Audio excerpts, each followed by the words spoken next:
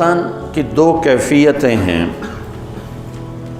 آنے والے وقت میں کوئی مصیبت نظر آ رہی ہے، اس سے جو کیفیت پیدا ہوتی ہے اس کو خوف کہتے ہیں۔ گزری ہوئی مصیبتیں اور مشکلیں اور پریشانیوں پر جب کوئی خیال آتا ہے اور ایک کیفیت بنتی ہے، اسے حزن کہتے ہیں، غم کہتے ہیں۔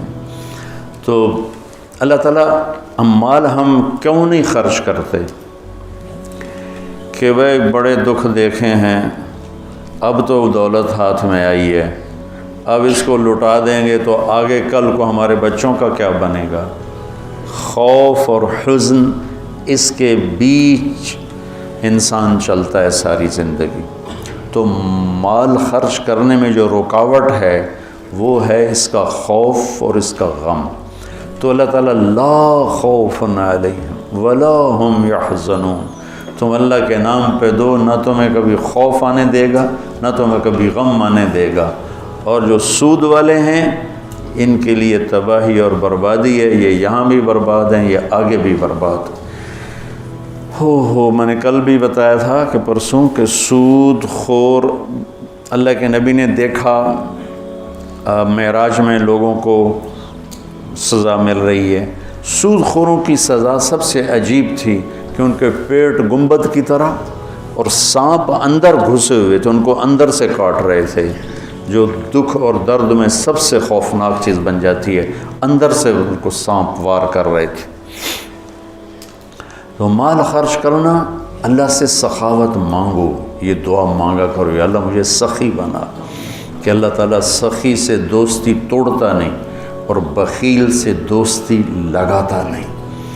اور اسلام کا جو موضوع ہے وہ حرص و ہوس نہیں، ایثار، سخاوت، خدمت خلق اور قربانی ہے۔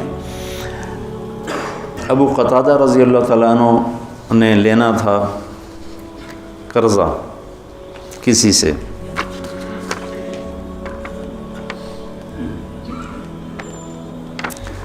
وہ لینے ان کے گھر پہنچے، وہ گھر چھپ گیا،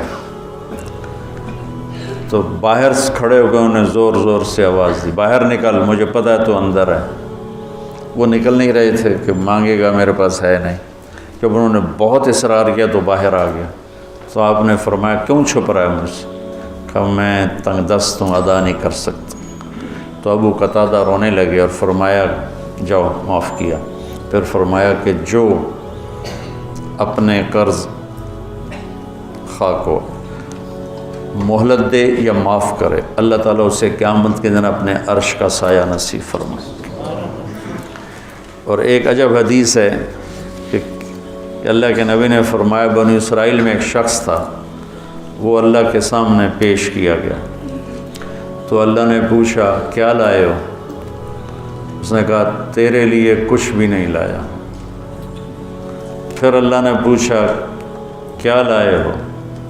کہ یا اللہ ایک رائی کے دانے کے برابر میں تیرے لیے کچھ بھی نہیں لایا۔ اللہ نے پھر تیسری دفعہ پوچھا کچھ تو سوچو کیا لائے ہو؟ کہنے لگا کچھ بھی نہیں لایا۔ پھر کہنے لگا ایک بات ہے، اگر تیری بارگاہ میں کوئی اس کی قیمت ہے تو۔ اللہ کو تو سارا پتہ تھا۔ اللہ نے پوچھا کیا؟ کہنے لگا تو نے مجھے مال دیا تھا تو میں تجارت کرتا تھا، لوگوں کو مال اٹھواتا تھا، جو پیسے نہیں دیتا تھا اور دے سکتا تھا تو میں اسے تنگ نہیں کرتا تھا کہ پیمنٹ پہنچاؤ، میں اسے مہلت دیے رکھتا تھا، جب دے ٹھیک۔ اور جو تنگ دست ہو جاتا تھا، کوئی نقصان ہو جاتا تھا تو میں کہتا تھا چلو اس کو معافی کر دو۔ تو اس پر اللہ تعالیٰ نے فرمایا تو میرے جیسا بننا چاہتا ہے، یہ تو میری صفت ہے کہ میں اپنے بندوں کو معاف کرتا ہوں، مہلت دیتا ہوں، چل بس اسی پر تجھے جنت کا فیصلہ۔ نہ نماز، نہ روزہ، نہ حج، نہ زکوٰۃ، نہ ذکر، نہ تلاوت، کچھ بھی نہیں، صرف اللہ کے بندوں کے ساتھ۔ اب یہ مزاج شریعت ہے۔ اور سود کیا ہے کہ اگلے کا خون نچوڑ لو، اس کی رگوں میں جو بہتے والا خون ہے وہ بھی نکال لو۔ سود خود غرضی، حرص و ہوس اور لالچ کی بنیاد پر ہے، اور اسلام ایثار قربانی کی بنیاد پر ہے۔ مدینے کے نبوی دور کی کیا زندگی، ایک صحابی نے بکرے کو ذبح کیا، اس کی سری ایک گھر بھیجی، اس نے کہا ہمارا تو آج کی روٹی ہے، اس کو دے دو، وہ اس کے گھر چلی گئی۔ انہوں نے کہا ہمارے گھر آج کا کھانا ہے، اگلے کو دے دو، وہ اگلے گھر چلی گئی۔ انہوں نے کہا ہمارے پاس آج کا کھانا ہے، اگلے کو دے دو۔ 7 گھروں میں سری چکر کاٹ کے پھر پہلے گھر میں آ کے اگلے کو دے دو، اگلے کو دے دو، اگلے کو دے دو، اگلے کو دے دو۔ یہ اسلام کا ذوق ہے اور مزاج ہے، سخاوت، لوگوں کی خدمت، لوگوں کے کام آنا۔ ایک شخص نے کہا یا رسول اللہ ارید ان اکون خیر الناس، میں چاہتا ہوں سب سے بہترین فیصلہ بعد میں شمار کیا جاؤں۔ تو آپ نے کہا کن نافعا للناس تکن خیر الناس، لوگوں کو نفع پہنچایا کر تو سب سے اعلیٰ درجے کا، سب سے بہترین انسان بن جائے گا۔